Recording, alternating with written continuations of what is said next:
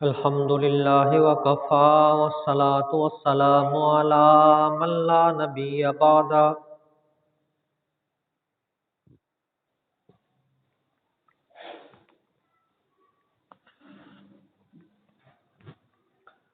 أرسله بالحق بشيرا ونذيرا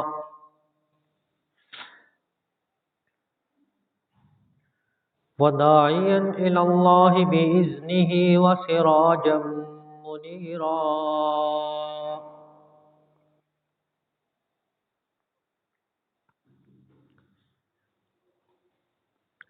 أما بعد فأعوذ بالله من الشيطان الرجيم. بسم الله الرحمن الرحيم.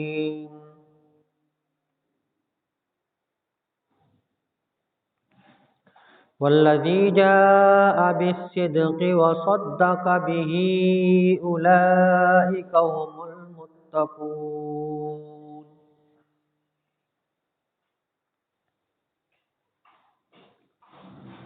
وقال الله تبارك وتعالى في مقام آخر: إلا ابتغاء وجه ربه الأعلى وَلَسَوْفَ يَرْضَى.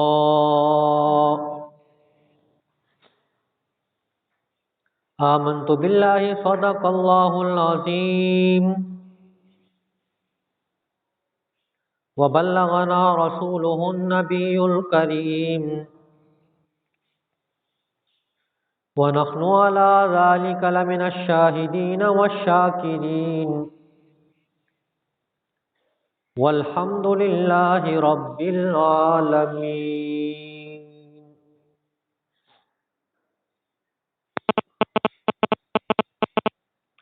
قابل صد احترام و تکریم میرے واجب الاحترام دوستوں، بزرگوں، عزیز نوجوان ساتھیوں، میں نے قرآن مجید فرقان حمید کا کچھ حصہ آپ کے سامنے تلاوت کیا ہے۔ دعا ہے کہ اللہ رب العزت مجھے حق اور سچ کہنے کی توفیق عطا فرمائے، سننے اور سنانے کے بعد مجھ ناچیز کو اور آپ بزرگوں کو عمل کرنے کی توفیق عطا فرمائے۔ جو آیات میں نے آپ کے سامنے تلاوت کیے ہیں ان میں خلیفہ بلا فصل سسر پیغمبر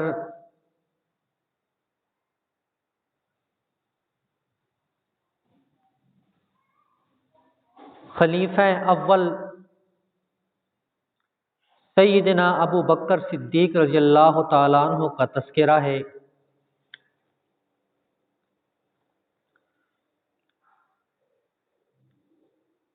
سیدنا ابو بکر صدیق رضی اللہ تعالیٰ عنہ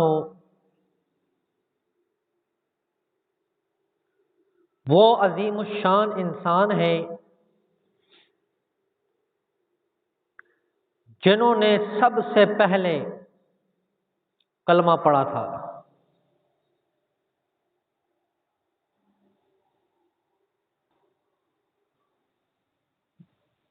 بلا دلیل، بغیر سوچے سمجھے، کوئی دلیل نہیں مانگی، معجزے کا مطالبہ نہیں کیا، جیسے ہی خبر پہنچی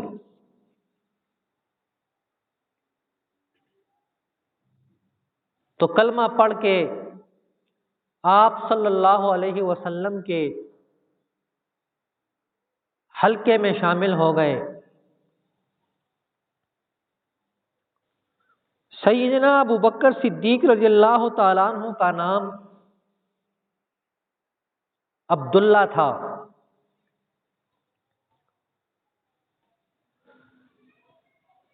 اور آپ کی کنیت صدیق تھی۔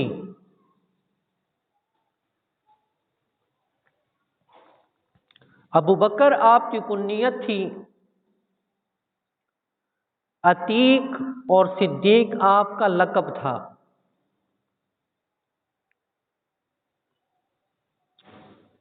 اور ایک کنیت آپ کا ابو قحافہ بھی مشہور ہے۔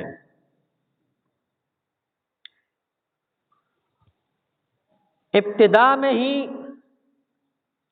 آپ رضی اللہ تعالیٰ عنہ نے اسلام قبول کیا،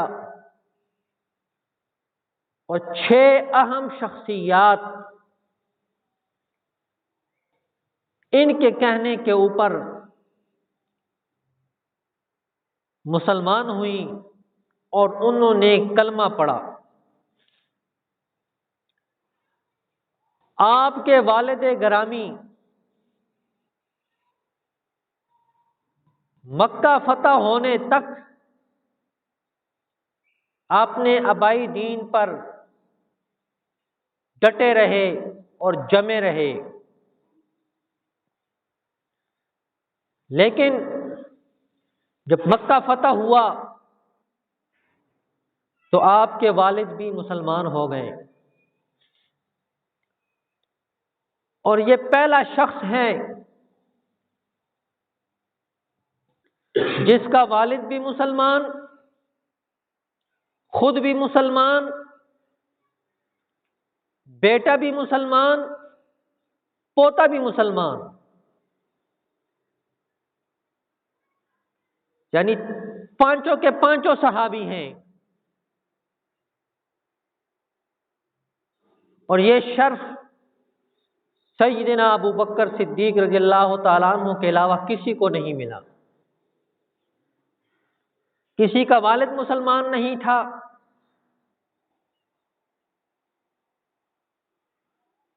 کسی کا بیٹا دوسری طرف تھا، اور کسی کا پوتا بعد میں پیدا ہوا، لیکن یہ وہ عظیم ہستی ہے کہ جس کا باپ بھی، خود بھی، بیٹا بھی اور پوتا بھی مسلمان ہیں، صحابی ہیں۔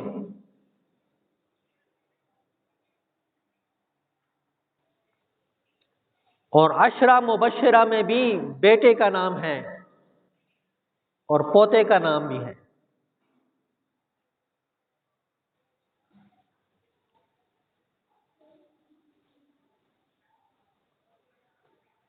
اپنا سب کچھ، تن من دن سب اسلام کے اوپر خرچ کر دیا۔ کوئی جگہ ایسی نہیں تھی جس میں صدیق اکبر رضی اللہ تعالیٰ عنہ کا مال نہ لگا ہو۔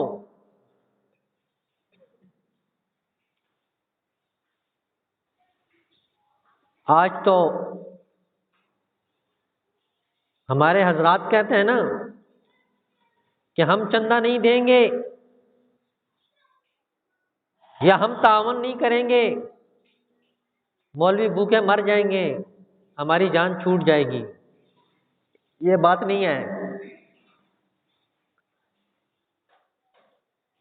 جب صحابہ اکرام نے ہجرت کی، مدینہ منورہ میں پہنچے، تو ایک شخص کی تاج پوشی ہو رہی تھی کہ ہم اس کو اپنے علاقے کا سردار بنائیں گے، لیکن جب رسول اللہ صلی اللہ علیہ وسلم تشریف لے آئے تو ان سے بڑا کوئی سردار بن سکتا تھا؟ تو سب کچھ مٹی میں مل گیا اس کا۔ اس نے اپنے حواریوں کو جمع کیا ایک وقت، تو کہنے لگا کہ آپ لوگوں نے ان رذیل لوگوں کو ہم پر مسلط کیا ہے، اور جب ہم واپس جائیں گے تو عزت دار لوگ ان ذلیلوں کو نکال دیں گے مدینہ سے۔ قرآن پاک میں موجود ہے۔ اب اس کے بیٹے نے اس بات کو سن لیا،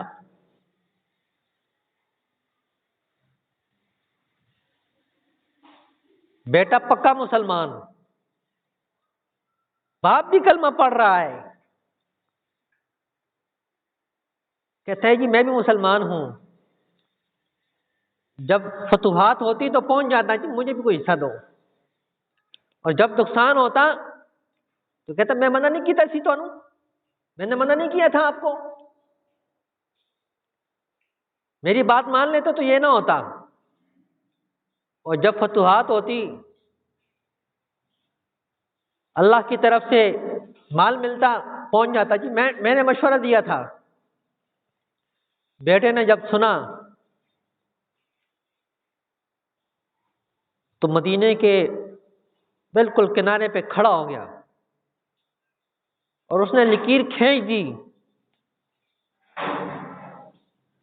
کہنے لگا اس سے آگے تب گزرے گا کہ تو کہے گا کہ میں ذلیل انسان ہوں، پوری کائنات میں ذلیل ہوں، محمد الرسول اللہ اور اس کے صحابہ عزت دار ہیں، یہ بات کرے گا تو گزرے گا ورنہ تیری گردن اتار دوں گا۔ وہ بڑا پریشان، کتنا فرما بردار بیٹا میرے آگے کیسے کھڑا ہو گیا؟ کہنے لگا میں تمہارا باپ ہوں، یہ آج کل تانا دیتے نا، میں تمہارے خطبے کا ہوں، قبیلے کا ہوں، خبردار اگر بات کی ہے۔ اس نے کہا کچھ بھی نہیں چلتا، یہ بات تجھے کرنی پڑے گی، جب یہ بات کرے گا ادھر سے گزرے گا ورنہ تیری گردن اتارتا ہوں۔ تو اس نے پھر کہی کہ میں بھی ذلیل ہوں، میرے چاہنے والے بھی ذلیل ہیں، محمد الرسول اللہ اور اس کے چاہنے والے عزت دار ہیں۔ کہا اب تو جا سکتا ہے۔ تو اس عبداللہ ابن سلول نے ایک اعلان کیا تھا کہ تم ان کا ساتھ دینا چھوڑ دو، ان کے ساتھ تعاون کرنا چھوڑ دو، ان کو گھروں سے نکال دو، یہ ختم ہو جائیں گے۔ آج ان کا نام لیا جا رہا ہے جن کو وہ گھروں سے نکال رہا تھا، کہ ان کو گھروں سے نکال دو، ان کا نام لیا جا رہا ہے، لیکن اس بدبخت کا نام جب آتا ہے تو نفرت سے لیا جاتا ہے، محبت سے کوئی نہیں لیتا۔ اللہ نے ان کو عزت دی، پوری کائنات میں ان کا نام ہے۔ تو میں عرض کر رہا تھا سیدنا ابوبکر صدیق رضی اللہ تعالیٰ عنہ نے اپنا سب کچھ اسلام کے اوپر خرچ کر دیا، کوئی جگہ ایسی نہیں تھی جہاں صدیق اکبر رضی اللہ تعالیٰ عنہ کا مال نہ لگا ہو۔ سیدنا ابوبکر صدیق رضی اللہ تعالیٰ عنہ نے دیکھا کہ مظلوم غلام صحابہ کے اوپر ظلم کیا جا رہا ہے، چکی میں پیسا جا رہا ہے۔ امیہ بن خلف سیدنا بلال رضی اللہ تعالیٰ عنہ پر انتہائی ظلم کیا کرتا تھا، پوری کی پوری رات ان کو لگائے رکھتا۔ تو یہ پہنچ گئے کہ میں تجھ سے غلام کا سودا کرنے آیا ہوں۔ اس نے کہا مسلمان اور میرے دروازے پہ لگتا ہے کوئی اچھا غلام اس کو نظر آیا ہے، وہ خریدنے آ گیا ہے۔ تو کہا ابو بکر بولو، جو تجھے غلام چاہیے ملے گا، کہا مجھے بلال چاہیے، کہا وہ تو نہیں دیتا، کہا ابھی تو تو نے کہا ہے، کہا اس کی قیمت بہت زیادہ ہے، کہا جو مرضی مانگ لیکن بلال کو ہی لے کے جاؤں گا۔ اس نے کہا وہ جو تمہارے ہاں نصرانی غلام ہے نا، سفید رنگ کا خوبصورت، وہ مجھے دے دو، اور کچھ درم اس نے مانگے، بلال کو لے جاؤ۔ صدیق اکبر رضی اللہ تعالیٰ عنہ نے فرمایا کہ سودا منظور ہے۔ اب وہ ہنس رہا ہے کہ میں نے بڑے تاجر کو بے وقوف بنا دیا ہے،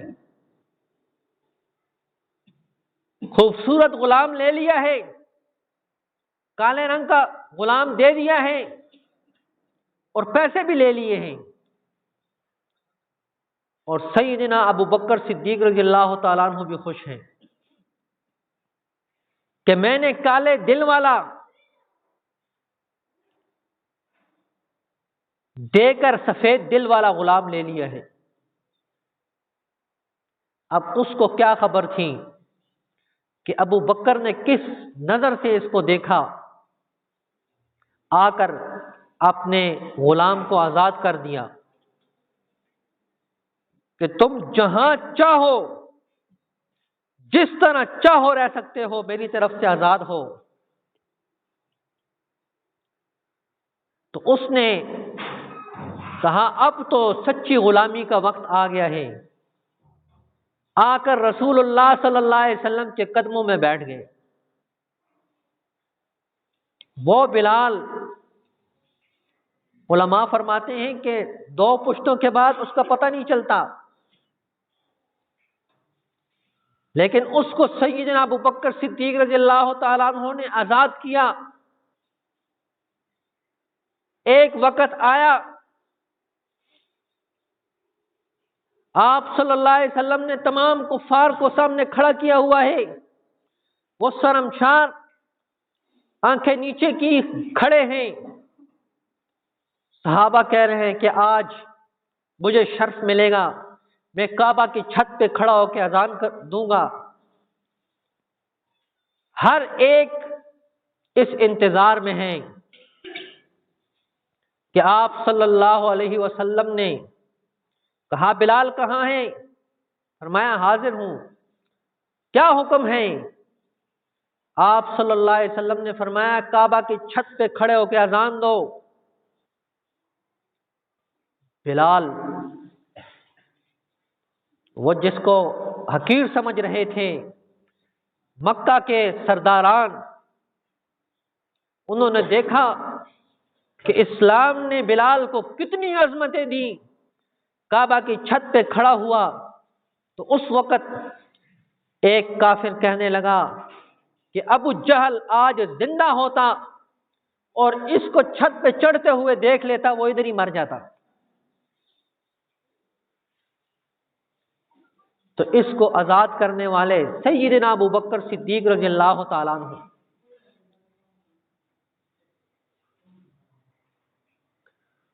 تو میرے واجب الاحترام دوستو، بزرگوں، آپ کے فضائل اور مناقب ہم آئندہ جمعے سے بیان کریں گے، لیکن چونکہ 22 جمادی الثانی کو سیدنا ابو بکر صدیق رضی اللہ تعالیٰ عنہ کی وفات ہوئی، اور آپ کے قرب و جوار میں نشانہ بنایا جا رہا ہے سیدنا ابو بکر صدیق رضی اللہ تعالیٰ عنہ کو،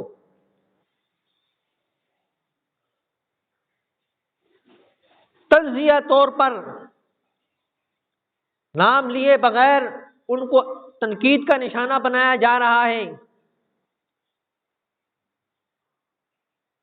اور ایک بات جو ہمارے مسلمانوں کے لا علمی میں ہے